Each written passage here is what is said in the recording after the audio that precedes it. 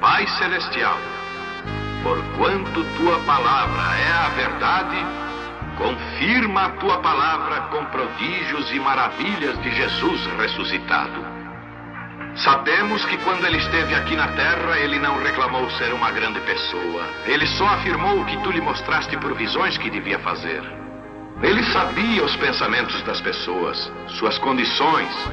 Ele soube quando a mulher com fluxo de sangue tocou suas vestes. Ela estava ali e não podia esconder-se, porque Jesus a estava olhando. Ele sabia. Ele disse: tua fé te tem salvado. E Pai, sabemos que ele está aqui hoje à noite porque ele prometeu estar. Enquanto nossa confiança está ancorada nele, na sua palavra, estamos seguros de que o temos visto pela manifestação de sua grande ressurreição aqui na terra, trabalhando entre seu povo e na igreja. E, Senhor, permita-nos ser hoje os doadores desta luz, que quando aquele grande drama se estender no fim do caminho, e cada um de nós levantar perante Ti, e a grande tela for baixada, e nossas vidas desta geração mostradas à nossa frente, Deus, deixe-me ouvir a minha voz gritando contra a injustiça e chamando as pessoas para crerem em Jesus, o Teu Filho. Abençoa o povo nesta noite, todos neste calor. E eu peço a Deus que nos dê uma bênção especial. Faça com que o poder consolador do Espírito Santo tire todos os pensamentos. E, Senhor, santifica o Teu servo agora mesmo para o culto que vem.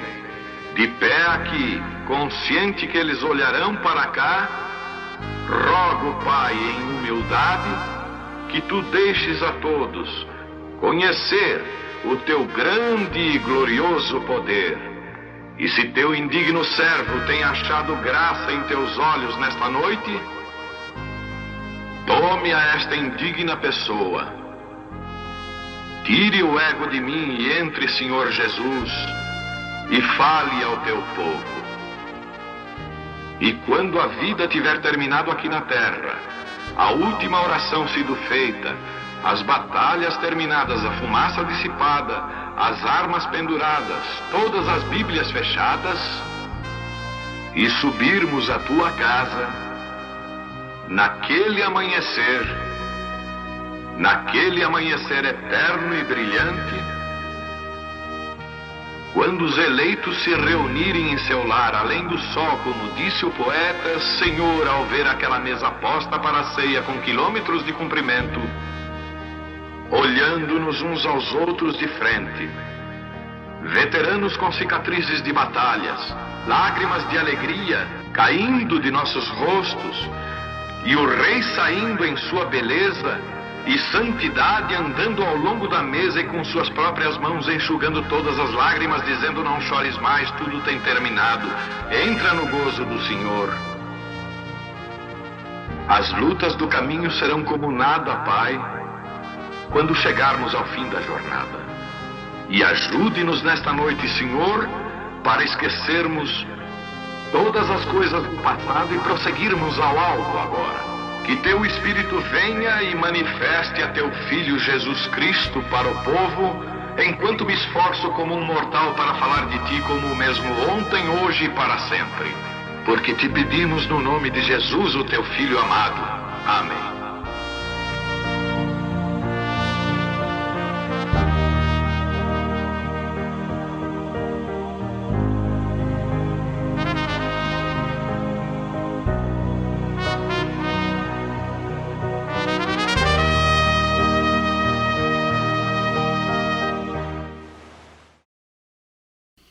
Olá, irmãos, amigos, pessoas que acompanham o programa Uma Palavra à Igreja. Nós estamos iniciando convosco mais uma apresentação destes momentos que nós passamos juntos em companheirismo em torno da Palavra de Deus. Quero agradecer a audiência, as pessoas que estão nos apoiando nesse programa. Todo mundo sabe que ele tem menos de 10 edições e nós estamos aqui para cumprir um propósito nos nossos corações, que é levar a palavra de Deus a todas as pessoas que têm a semente de Deus e que o seu coração clama por Deus. Nós estamos diante hoje de um assunto que eu considero relevante para todos nós, porque fala de muitas coisas, do período da graça, da dispensação da graça, e fala da busca de Deus atrás daqueles que participarão ou que são participantes do corpo de Cristo, especialmente nesta última era, é claro. E nós queremos que isso se torne uma realidade no coração de todos nós. Como fazemos todas as vezes que nos encontramos, nós lemos a Bíblia para dar base ao assunto que nós queremos falar. Eu, ao assistir os programas já passados, eu tenho notado que eu estou um pouco ligeiro demais nos assuntos. Gostaria de hoje corrigir essa, não diria falha, mas esse lapso, né? E gostaria de ir mais devagar para que ficasse mais compreensivo para o coração, para os nossos e o coração do necessitado que ainda não tem a luz desta era. Eu gostaria de tomar Efésios, carta que São Paulo escreveu aos Efésios, capítulo 4, versículo 4 até o versículo 7. Está escrito assim: há um só corpo, um só Espírito, como também fostes chamados em uma só esperança da vossa vocação. Versículo 5. Um só Senhor, uma só fé, um só batismo. Versículo 6. Um só Deus e Pai de todos, o qual é sobre todos e por todos e em todos. Deus abençoe a leitura da sua palavra. Ora, nesta noite nós queremos falar sobre três dispensações escriturísticas que estabelece a busca de Deus, como já disse, ao eleito, ao predestinado. E eu quero que vocês notem uma coisa: o próprio irmão Brana diz que nós precisamos conhecer a matemática de Deus em todos os sentidos, né? Deus opera em vários números matemáticos. Por exemplo, o 3, que é o nosso caso aqui hoje, ele opera o 7 e assim por diante, vários, 9 e assim por diante. E eu quero falar com vocês sobre estas três dispensações de Deus, e estas dispensações que nós vamos olhar hoje, elas começam já lá no Velho Testamento. E a última dispensação, que eu já vou dizer qual é, que é a dispensação do Espírito Santo, ela tem um começo que nós vamos ver hoje, e depois ela vai até que o tempo seja engolido pela eternidade. que é a dispensação, na verdade, da revelação de quem é Jesus. É a dispensação quando o homem se torna como Deus. Não tal qual, mas como Deus. Porque tal qual jamais será atingido. E essa relação entre nós e Deus, entre nós e o Senhor Jesus Cristo, é exatamente como a relação entre marido e mulher. A mulher é carne da sua carne e osso dos seus ossos, mas ela é a mulher, um universo, vamos dizer assim, e o homem é outro. E a Bíblia, dentro do prisma escriturístico, que nós não podemos e nem temos argumentos fora disto, né? E na relação entre marido e mulher, na verdade, o homem, como um tipo masculino de Deus, ele domina sobre ela, mas esse domínio aí não é o domínio que todo mundo entende aí que seja.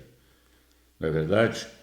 É um domínio que ele se entrega por ela, mesmo sendo cabeça, ele se entrega por ela e a atrai para si, fazendo dela ele próprio. Bem, então, vocês notaram aqui na leitura escriturística, por isso eu tomei esta escritura, que desde o verso 4 existem essas três manifestações, e essas três manifestações, Pai, Filho e Espírito Santo, elas determinam as três dispensações, que é a dispensação da paternidade, a dispensação da filiação e a dispensação da habitação de Deus para sempre em nós, que é a dispensação do Espírito Santo. Segundo o profeta, nós vamos citar algumas mensagens dele aqui. Eu quero chamar a atenção de vocês para isso aqui, ó. Já no verso 4, que é o início da leitura, diz assim: há um só corpo. Veja bem, um corpo, um espírito, como um chamamento, com um chamamento. São três vamos dizer assim, três perspectivas, né? Talvez haja até uma expressão melhor do que essa, e eu vou encontrar. No verso 5 diz assim: um só Senhor, uma só fé, um só batismo. Olha, veja, três elementos. O versículo 4 também são elementos, achei a palavra certa. Três elementos. No verso 6, que é a finalização da escritura, diz assim: um só Deus e Pai. Bom, esse um só Deus e Pai é o qual é sobre todos, e por todos e em todos. Veja, mais três oportunidades, três elementos aqui. Um só Deus, sobre todos, por todos e em todos. É claro que todas as pessoas que nos ouvem, praticamente todos, sabem que nós não cremos na doutrina chamada doutrina da Santíssima Trindade como sendo Deus divididos em três pessoas. Claro, isso é um assunto muito conhecido de todos nós. Nós não cremos que Deus está em três pessoas distintas. Nós cremos que há um só Deus, como São Paulo cria, acabou de falar. Há um só Deus. Este um Deus é sobre todos. Né? Deus é que governa, é que dirige, que preside sobre todos os mundos que possam existir e sobre nós, os homens, especialmente, que somos sua obra-prima, por termos sido redimidos por um Redentor parente. Esse é um assunto passivo, um assunto de conhecimento de todos nós. Agora, e por todos, sobre todos e por todos. Quem foi que morreu por todos? Jesus, é claro, o nosso Redentor parente, o nosso Cordeiro, não é verdade? Nosso sacrifício pascal. Então vejam bem, e depois ele diz, e em todos, esse é o Espírito Santo. Vejam bem que são três funções ou três ofícios do mesmo um só Senhor. Não há três. Se você, porventura, está ouvindo isso pela primeira vez, saiba que nós fomos enganados, a igreja foi enganada, desde das primeiras eras da igreja, desde a primeira era da igreja. Historicamente, desde do Concílio de Nicéia, no ano 325, por aí. Então, vejam bem, até aqui os discípulos não criam em três pessoas, eles criam em três dispensações. Três dispensações, que é a dispensação do Pai, a dispensação do Filho e a dispensação do Espírito Santo. Eles atuariam cada um no seu campo de ação que o próprio Deus já houvera estabelecido. Agora, como eu disse agora mesmo, passado, que existem dispensações que começaram lá nos primórdios da Bíblia, mas eu gostaria de tomar o início da dispensação da paternidade, por exemplo, e eu já vou ler onde o irmão Branham fala nisso. Eu gostaria de começar num momento muito relevante e importante, que é Isaías, né? Isaías capítulo 9, ou capítulo 7, a minha mente não vai guardar sem anotação. Então vocês vejam, é 9, não é verdade? Isaías capítulo 9, versículo 14, que a virgem conceberia e daria à luz um filho. Vejam vocês, se ele dissesse assim, uma jovem dará à luz um filho, ele obrigatoriamente, as pessoas teriam que entender que esta jovem teria que ter um encontro consensual íntimo com um homem, para que este filho, este prometido, nascesse. Mas olha o que o Espírito Santo disse. Ele disse, uma virgem conceberá e dará à luz um filho. Como, especialmente lá atrás, como que se admitiria? Bem, é uma revelação, é uma dispensação que se abre nesse instante para as pessoas procurarem entender o plano de Deus. Ora, se esta virgem concebeu, este filho tem que ter uma paternidade. Aí brota e nasce a dispensação da paternidade.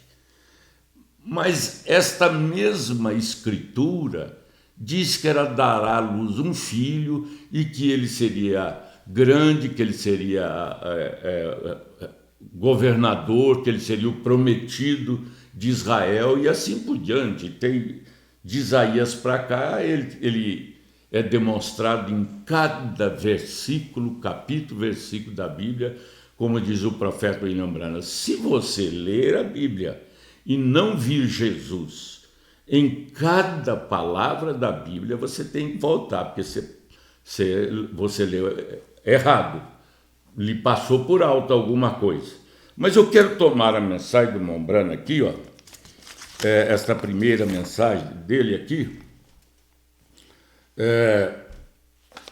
me falha a memória qual... sim, pergunta e resposta número 9, é exatamente isso, pergunta e resposta número 9, parágrafo 144. Vamos prestar atenção aqui sobre as três filiações, vejam bem. Tem a ver com, como eu disse, com Pai, com Filho e com Espírito Santo. Veja bem, 144. Pai, Filho e Espírito Santo são ofícios de um Deus. Ele foi o Pai, ele foi o Filho e ele é o Espírito Santo. São três ofícios. Aí ele diz, ou três dispensações. Quando ele diz dispensação, é o tempo de atuação de cada ofício. Dispensação é um período de atuação do ofício do Pai, ou do Filho, ou do Espírito Santo. Ele diz assim, são 3 ofícios ou dispensações. Veja o que ele diz. A dispensação da paternidade, a dispensação da filiação e a dispensação do Espírito Santo. Veja bem, mas Pai, Filho e Espírito Santo têm um nome. Vocês vejam que todas as dispensações, todas as 3, elas vêm com um propósito, de apresentar a Jesus Cristo, que era o Salvador. Apresentar até que ele aparecesse para redimir, depois que ele apareceu e redimiu, apresentá-lo como Redentor, para nós, especialmente dentro do período da dispensação da graça, que está inserida, a dispensação da graça está inserida dentro da dispensação do Filho, da filiação. Agora, veja bem, nós estamos falando agora, em primeiro lugar, da dispensação da paternidade. Nós tomamos Isaías como base com o início, porque foi ali que Israel recebeu claramente quem seria o Pai. Quem seria o Pai. Mas este Pai teria que ser Deus, o próprio Deus, não um homem, todo mundo sabe disso. Teria que ser Deus. Era estranho? Era. Mas o que Deus já fez que não foi estranho? Não é verdade? Não foi estranho um carpinteiro, um homem sem nenhuma arma convencional, uma arma habitual ali. Ele conquistou o mundo. Um simples carpinteiro que não teve nenhuma instrução de escolaridade, nenhuma. No entanto, foi o maior poeta que já houve, foi o maior escritor que já houve, foi o maior filósofo que já houve. Claro que tudo no bom sentido, não cientificamente, mas biblicamente e espiritualmente falando. Todas as suas atuações dentro do campo aqui humano foram completamente estranhas e atrativas no sentido inéditas, vamos dizer assim. Todas elas.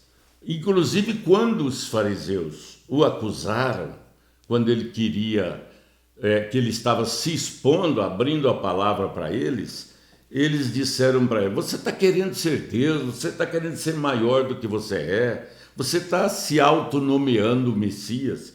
Ele falou para eles assim: olha aqui, gente, vamos colocar nas nossas palavras. Ele diz assim: pessoal, vocês estão me acusando de ser um fraudulento aqui, de ser uma pessoa que está personificando?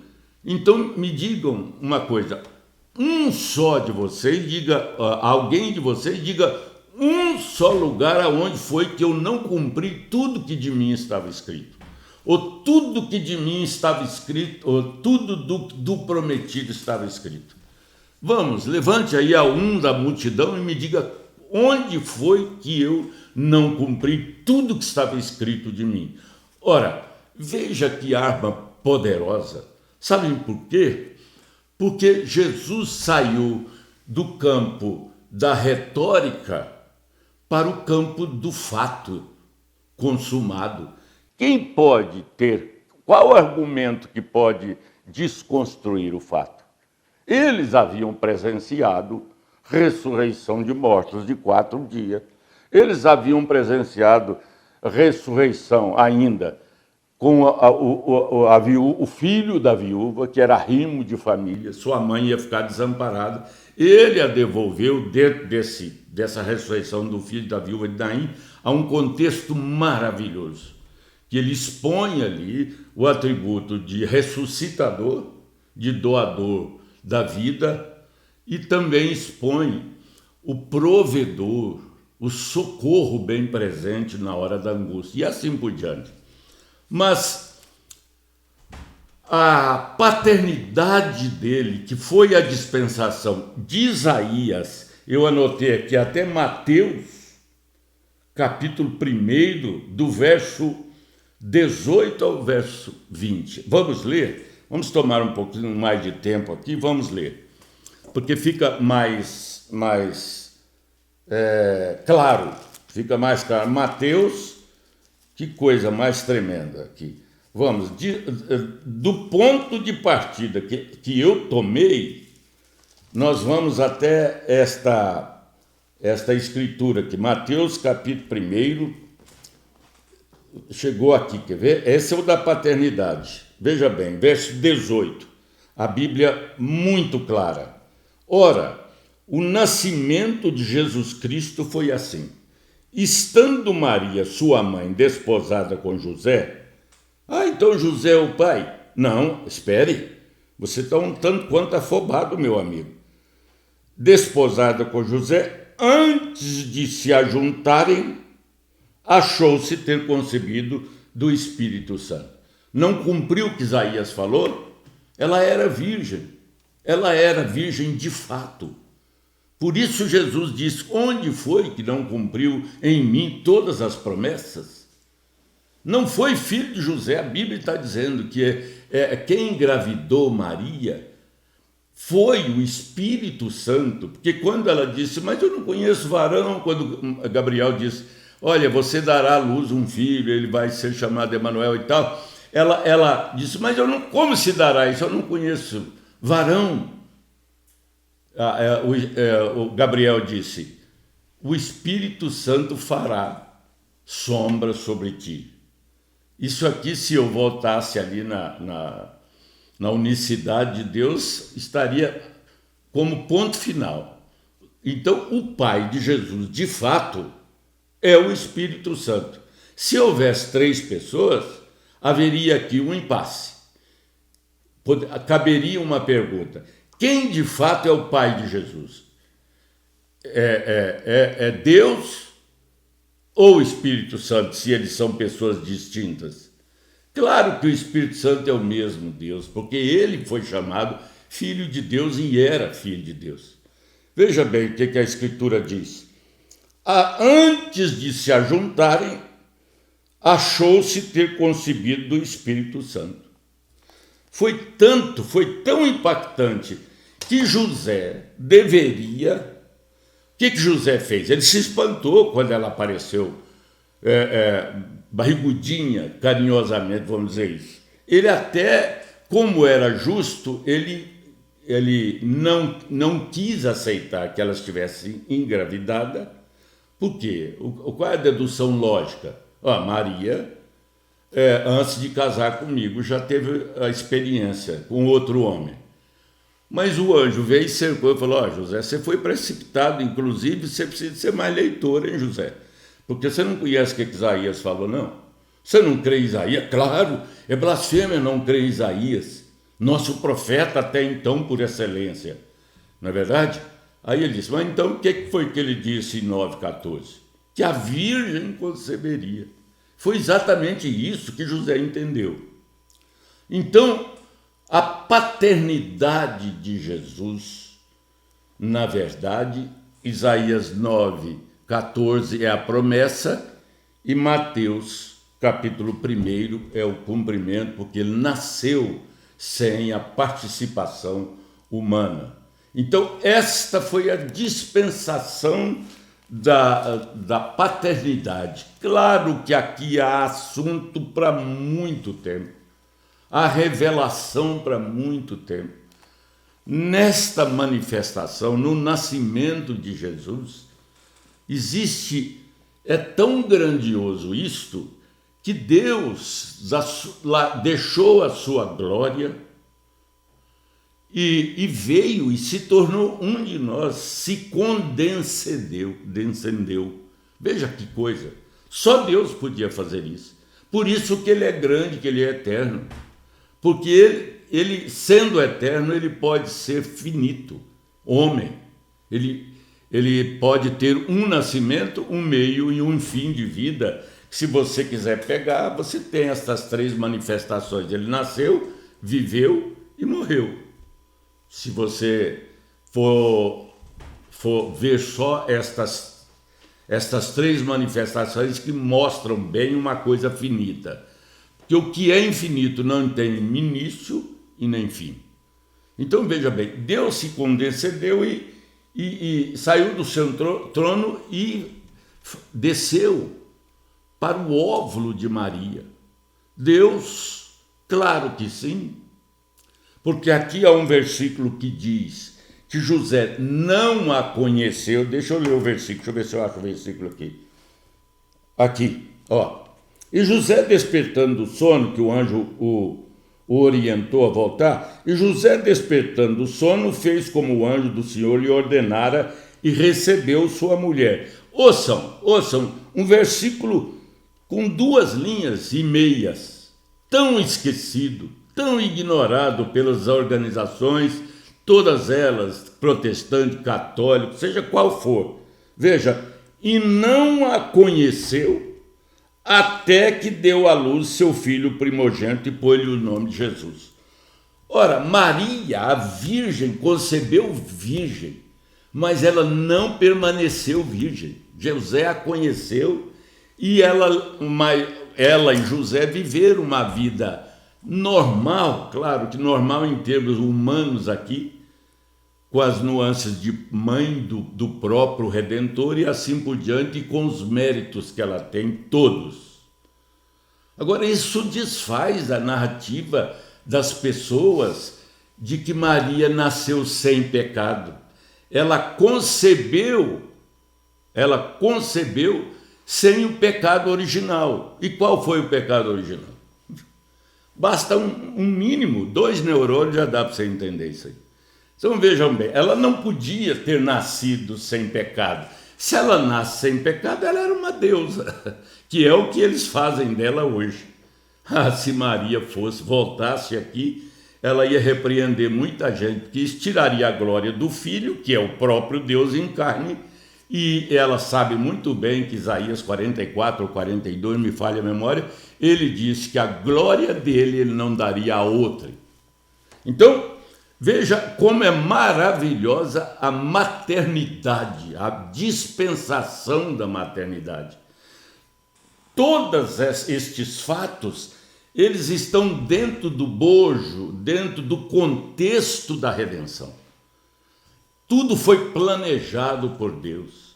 Isaías, quando ele falou lá no capítulo 9, vocês podem notar que esse versículo da promessa da Virgem, da conceição da Virgem, é quase um versículo isolado ali. Ele estava profetizando sobre governo de nação, a rebeldia de Israel, de repente ele fala na conceição virginal de Jesus, ou de Maria, como queira, na conceição virginal de Jesus, né? Agora, o que é difícil para os homens admitir é o seguinte, é que, como diz Atos 20, 28, Jesus não tinha sangue de homem, não teve. Ora, mas e o que corria nas veias dele? Sangue. Sabe o que Atos 20, 28, São Paulo falou para os ministros contemporâneos ali? Ele disse que o sangue era de Deus. Eu já citei isso aqui dezenas, centenas de vezes. Aquele sangue era o sangue de Deus. Se o sangue era de Deus, o espermatozoide também. Mas Deus não tem sexo, mas Deus é criador. Ele não criou a semente que tem um germen, não tem?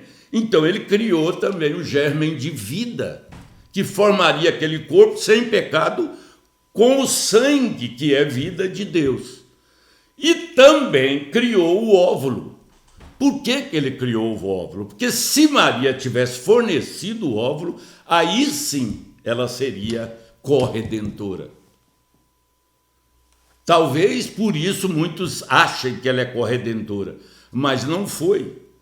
Eu já contei uma experiência aqui sobre esse avanço tecnológico da fertilização in vitro. Isso é feito até em animal, gente. Até em animal. Um boi de raça absurdamente pura, a vaca também. O que eles fazem? Eles pegam o sêmen do boi, pegam um óvulo da vaca, e fertiliza e coloca in vitro. E fica ali 7 dias, depois eles selecionam todos os embriõezinhos, seleciona, tira o melhor, porque a ciência permite isso, torna a botar in vitro até o dia 14. No dia 14, eles retiram-no e injeta ele no útero de uma vaca, que não tem nada a ver com a vaca mãe, e aquela vaca cria aquele bezerro, ela é preta, o bezerro nasce branco. Por quê? Porque ele é filho de um pai branco, no caso lá onde eu vi, no laboratório do Dr. Irã, ali, ele é filho de um pai e de uma mãe diferente. Ora, Deus é mãe, é pai e mãe de Jesus. Né? Maria nunca foi mãe de Deus. Maria pode ter sido mãe de Jesus. Pode ter sido, não. Maria foi mãe de Jesus. Agora, ela nunca foi mãe de Deus. Porque parece um pouco confuso. Então por que o senhor disse que Jesus era Deus? Claro que sim. É porque ele tem 3 nomes aqui, 3. Né? Ele tem 3. Todo mundo sabe disso. Todo mundo sabe, e a própria leitura que eu fiz mostra isso, que ele é pai, ele era filho e ele era o próprio Espírito Santo. Se eu tivesse tempo aqui, eu poderia ir em João 14 e mostrar. Quando alguém quis ver o pai fora dele, ele disse, quem vê a mim vê o pai. Aí o Filipe, né, se adiantou assim afoitamente e disse, senhor, então mostra-nos o pai, ninguém nunca viu ele, mostra-nos o pai. Ele disse, Filipe, estou. Ora, se você quiser distorcer até a própria gramática, você pode distorcer, mas estou é um verbo do presente indicativo, pessoal, né? Então, veja bem, se eu não estou errando o verbo, porque eu não entendo muito de verbo não, viu, gente? Isso aqui é só uma pinceladazinha que pode ser até corrigido, né? Mas olha que coisa maravilhosa. Então esta foi a dispensação da paternidade. E eu tenho apenas 28 minutos para falar das duas, e a última, a segunda e a última é um desfecho. Aqui prova que o próprio Deus, na dispensação da paternidade, mesmo falando superfluamente aqui, ou rasamente aqui, dá para você ver um mistério da dispensação da paternidade, que o irmão Branham fala no parágrafo 106 da mensagem O que farei Jesus chamado Cristo. Ou nesta pergunta e resposta número 14, ele diz, Pai, Filho e Espírito Santo são ofícios de um Deus. Ele foi Pai, foi Filho e é o Espírito Santo. São 3 ofícios ou 3 dispensações.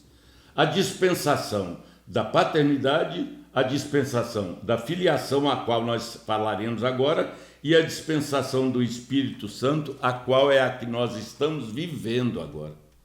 Então vejam bem, partamos para a dispensação do Filho. Agora, a dispensação da filiação, ela começa então em Mateus, onde eu li, e ela vai... A dispensação do Filho, ela vai até em Lucas 9, do 28 ao 35. O que aconteceu em Lucas 29 ao 35? Vamos lá, para nós vermos aqui, que coisa mais tremenda. Veja, Lucas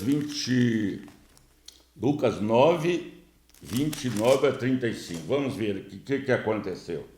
Este filho nasceu, nós vimos ele nascer, este filho cresceu, este filho agora está exercendo o seu ofício de filho. Este filho seria o Cordeiro de Deus, este filho seria o Redentor parente, este filho seria o Libertador de Israel, esse filho o Messias que havia de vir, este filho é o Pai, é o Filho, é o Espírito Santo. Este filho, com todos os seus atributos, curador, ressuscitador, consolador, provedor, em tudo. Então, veja, mas neste exercício aí aconteceu uma coisa que desde Mateus, capítulo 1, até Lucas Deixe-me ver se eu anotei direito. Lucas 9, né? É isso mesmo. Aqui está. Lucas 9, do verso 28 ao 35 aqui. E aconteceu que quase 8 dias depois destas palavras, tomou consigo a Pedro, a João e a Tiago e subiu ao monte a orar. Estando ele orando, transfigurou-se a aparência do seu rosto, e as suas vestes ficaram brancas e muito resplandecentes. E eis que estavam falando com ele 2 varões, que eram Moisés e Elias, né? Vocês sabem para que ele estava falando com ele, sobre o ministério futuro deles durante o período da grande tribulação, da batalha do Armagedon. Os quais apareceram com glória e falavam da sua morte, a qual havia de cumprir-se em Jerusalém. E Pedro e os que estavam com ele estavam carregados de sono, e quando despertaram, viram a sua glória e aqueles 2 varões que estavam com ele. Bem,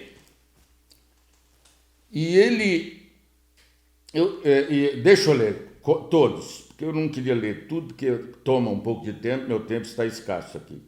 E Pedro, que estava com ele, estava carregado de sono, e quando despertava, viram a sua glória aqueles 2 varões que estavam com ele. E aconteceu que, quando aqueles se apartaram dele, disse Pedro a Jesus: Mestre, bom é que nós estejamos aqui, e façamos 3 tendas, uma para ti, outra para Moisés e outra para Elias. Ué, Pedro, e a tenda para você, o Tiago e o João? Como é que fica? 3 tendas para Moisés, uma para Moisés, outra para Elias, outra para Jesus, e depois a hora que o sol e a chuva vier. Como é que você faz? É que Pedro sabia que Jesus era seu Salvador, era tudo para eles, era seu socorro, era tudo. Pedro, sabido como ele sempre foi, né? Atirado como ele sempre foi, ele sabia que Jesus jamais o deixaria de fora da tenda de Jesus, né? E dizendo ele isso, verso 34, veio uma nuvem que os cobriu com a sua sombra, aqui está. E entrando eles na nuvem, temeram, ficaram temerosos.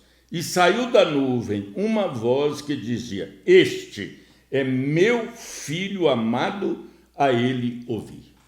Desde o nascimento até este episódio aqui, Jesus esteve sendo provado. Ele esteve sendo observado pelo tutor, que era o próprio Espírito Santo, como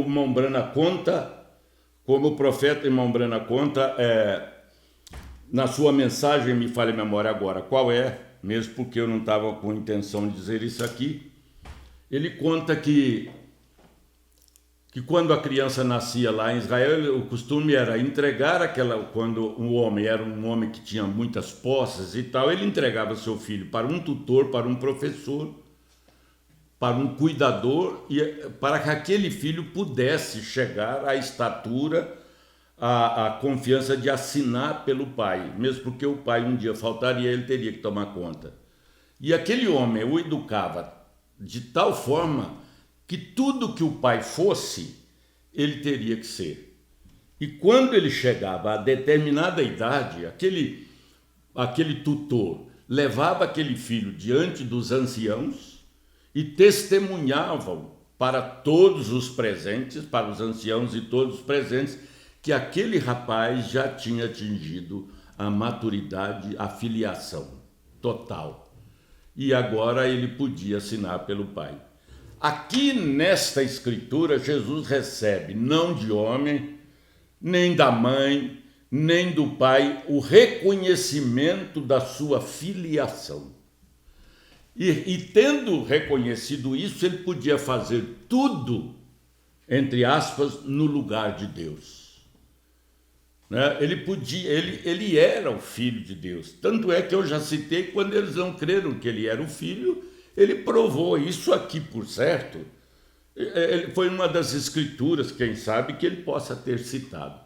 Veja, ele, nos primeiros versículos aqui, diz assim, no versículo 29, estando ele orando, transfigurou-se a aparência do seu rosto e as suas vestes ficaram brancas e resplandecentes. Olha, veja, ele foi transportado para uma dimensão O seu corpo foi mudado, as suas vestes, seu corpo, sua tenda, seja lá do jeito que vocês quiserem, foi mudado a ponto dele poder ficar, permanecer, interagir, dialogar com Moisés e Elias. Pedro e os outros ficaram à parte. Eles temeram. Mas por quê? Porque aquela dimensão não era a dimensão desse corpo físico. Não era. Então, vejam bem, ali ele foi reconhecido. Essa é a dispensação do Filho. Não é verdade?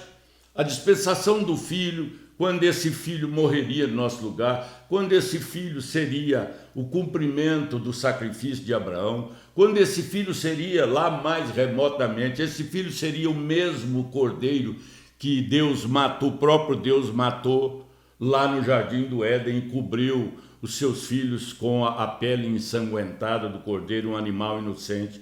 Esse Filho foi a porta, esse Filho foi o pão, esse Filho foi o maná, esse Filho foi a palavra encarnada, a dispensação do Filho. Ah, se os pastores tomassem mais tempo para explicar para as suas ovelhas detidamente, quem sabe semanas, cada dispensação, para que eu e outros pudéssemos descobrir, ter a revelação deste plano, dessas dispensações, uma sequente à outra.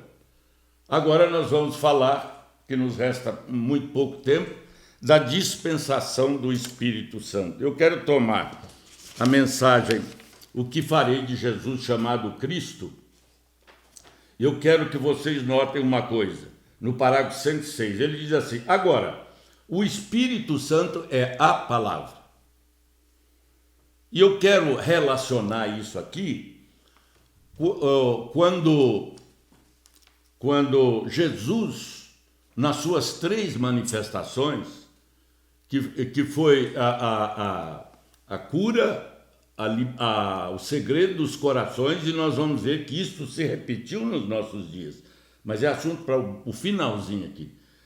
Ele atraiu muita gente pela cura, multidões pela cura, pela transformação de pães.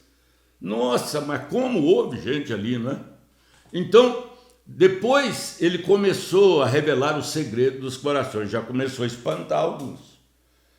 Não é verdade? Começou a espantar alguns, porque ele desnudava as pessoas e mostrava o pecado explicitamente. Mostrava também a necessidade, mostrava a carência, mostrava as intempéries da vida, os dramas da vida. Ele abriu o coração das pessoas e conheceu. Ora, só Deus pode fazer isso, só Deus. Eu quero entrar num parênteses aqui, tomar um gole de água e entrar num parênteses aqui. Eu sou um homem que, quando eu crio no Evangelho, eu crio pela misericórdia para valer. Desde os meus primeiros dias de vida, eu nunca gostei de pessoas que eram convidadas, até ganhando cachê, para dar testemunho nas igrejas. Nunca me fez bem esse negócio. Venham ver o ex-assassino. Venham como Jesus salva o assassino. Venha ver o ex-bruxo. Olha, meu Deus do céu, de que relevância isso tem? Como se bruxaria ou assassino fosse mais relevante do que a incredulidade, que é o pecado mãe, ou o pecado pai, como queiram. Então, vejam bem, esta filiação expôs essas 2 etapas, e ele foi aceito ainda, porque, venham ver o homem que diz, como a samaritana falou lá na cidade, venham ver um homem que falou tudo que eu já fiz na minha vida. É espantoso, não é? Mas quando este mesmo filho começou a dizer que ele era a palavra, quando ele começou a abrir o véu, quitar o véu, que ele era a própria palavra de João capítulo 1, verso 1 em diante, aí começou a rejeição. Mas aí ele estava fazendo a introdução da dispensação do Espírito Santo. Vocês vejam que em determinado momento ele diz: Quem não comer da minha carne, não beber do meu sangue, não tem parte comigo. Mas como houve um burburinho ali, esse homem está ficando doido, esse homem está pensando que nós somos vampiros, comer sua carne. Mas ele não estava falando de corpo e carne literais. Ele estava falando da palavra, ele era a palavra. Ele era a palavra. Nós só vivemos por tudo que sai da boca de Deus, que é a palavra. Não há nenhum adendo na redenção do homem, nenhum. Os homens, os episódios, os momentos são tudo, eu chamo carinhosamente de acessórios que embelezam o plano de redenção. A própria Maria que eu acabei de citar, os próprios profetas, não é verdade? Mas então vamos agora a essa dispensação que, como eu disse, nós poderíamos ficar aqui muito tempo. Quando começou a dispensação do Espírito Santo? Ora, qualquer crente sabe que a dispensação do Espírito Santo, Jesus falou dela de uma forma muito clara. Vamos a João 14 para nós vermos isso? Bem rápido, João 14. Vamos aqui. João 14. Vejam bem. Ele já preconizava isso. Ele disse assim, deixe-me ver aonde eu creio. Ele disse assim, do versículo 11 em diante: crede-me que estou no Pai e o Pai em mim, crede-me ao menos por causa das mesmas obras. Na verdade, vos digo que aquele que crê em mim também fará as obras que eu faço e as fará maiores do que estas, porque eu vou para o meu Pai. Senhor, e agora vamos ficar desamparados? Não, espere eu terminar a pregação. E tudo quanto pedires em meu nome eu farei, para que o Pai seja glorificado no Filho. Se pedires alguma coisa em meu nome, eu o farei. Veja como os homens mudam as coisas, meninos. Hoje eles pedem em nome como eu disse no programa passado, em nome do Pai, do Filho e do Espírito Santo, em nome de Deus. É o nome de Jesus, que o nome de Jesus engloba, absorve as 3 dispensações. Porque ele é Pai, é Filho e é Espírito Santo, mas tem um nome.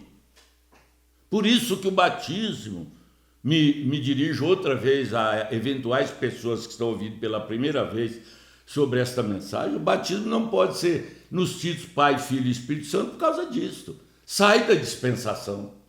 Exclui a Bíblia Sagrada? Claro que sim.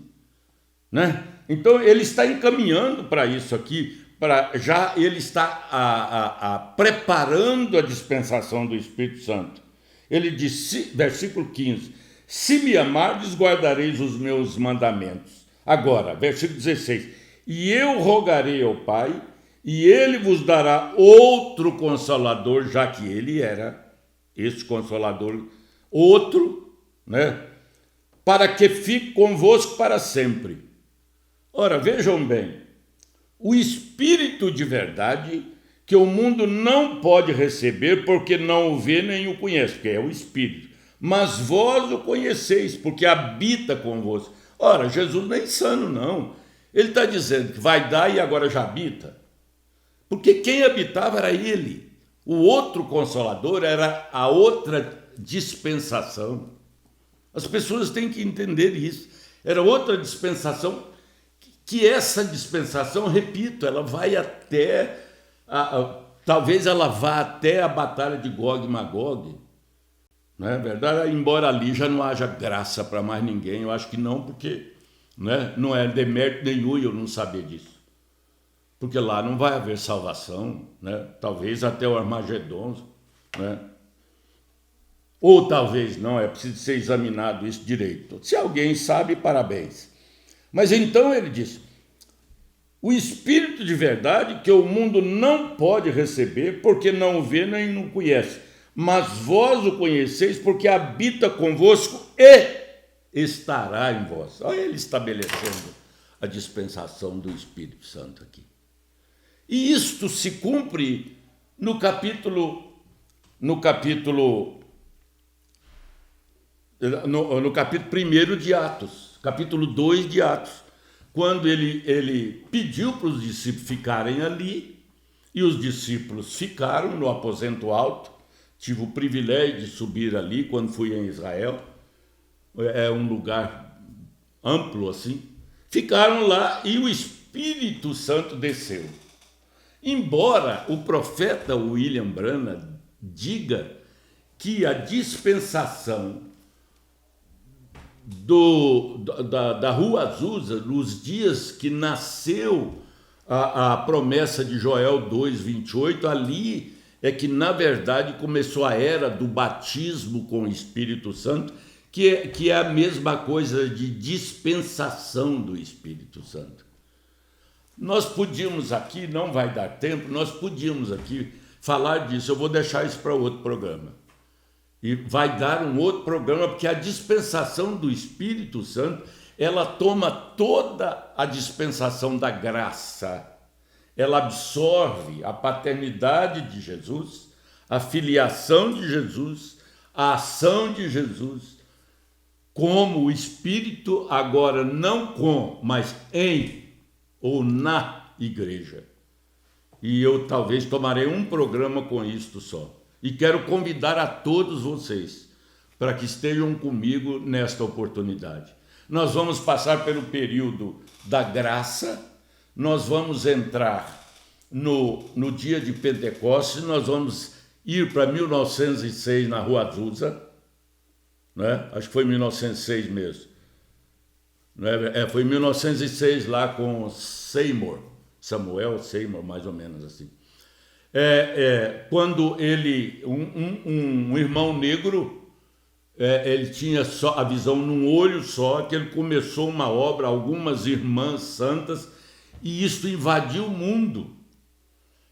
Só que tem uma coisa, o Espírito Santo vai de dia em dia, de manhã em manhã, de tarde em tarde, até que na última entardecer, eu já estou adiantando um pedacinho, no último entardecer, já para mergulhar nas trevas definitivas, em termos de revelação, o profeta vem já lá no Velho Testamento e vaticina que no tempo da tarde, na dispensação do Espírito Santo, haveria luz que é exatamente o que são exatamente os nossos dias, que é a dispensação do Espírito Santo. Quero agradecer muito mesmo, e eu tenho ainda uns 6 minutos aqui, eu quero agradecer muito mesmo a audiência desse programa, e eu espero que ele se solidifique, não é? Claro que todo o trabalho que nós iniciamos, a gente inicia e vai até que a gente encontra a vontade de Deus perfeita para aquele objetivo. Essa semana eu tremi as carnes quando alguém me mandou, o irmão Branham, um áudio do irmão Branham, ele falando como é que ele se preparava para falar alguma coisa para o povo. Sabe o que eu vi naquilo? Irmãos, olhem bem para estas palavras, ouçam bem aqui. Vocês têm que discernir entre unção e raciocínio e mente sabida, de quem quer que seja. Por que Deus não usou, por exemplo, o baluarte Billy Graham? Por quê? Porque Billy Graham era um homem versado, Billy Graham era um acadêmico, Billy Graham era um grande homem, e ele foi usado no tempo que o evangelho precisava de homens assim. Não é verdade? Embora ele esteja dentro de Laodiceia, mas ele ainda é um reflexo da era do homem, né? E assim por diante. Bem, então nós queremos convidar a todos a estar conosco. Esse programa é apresentado todas as quartas e eu sempre conscientizo as pessoas assim. Irmãos, ouçam esse programa, mas como ele é apresentado às quartas, vai coincidir com o culto da sua igreja. Agora estou me dirigindo às pessoas que não congregam conosco. Se porventura você nos prestigia e acompanha o nosso programa, você, por favor, você não sintonize o nosso programa, não entre, vá no culto da sua igreja.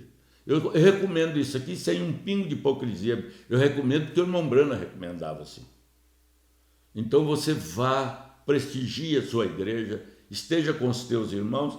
Quando você voltar e tiver tempo, se você quiser, você ouça o nosso programa.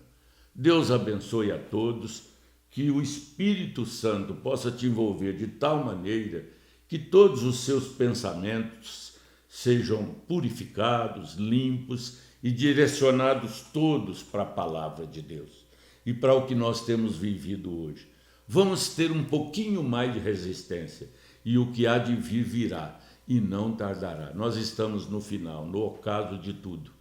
O Evangelho está cumprindo tudo aquilo que ele fala. No programa passado eu falei sobre, eu creio que foi, sobre a corrupção, a extrema corrupção, que a Bíblia fala que nestes dias, corrupção de todas as formas, que nesses dias seriam os dias da manifestação do Filho do Homem, que já aconteceu e nós todos sabemos, dentro da mensagem da terceira etapa. Deus abençoe mais uma vez e que você possa ter sido abençoado em nome de Jesus Cristo. Amém.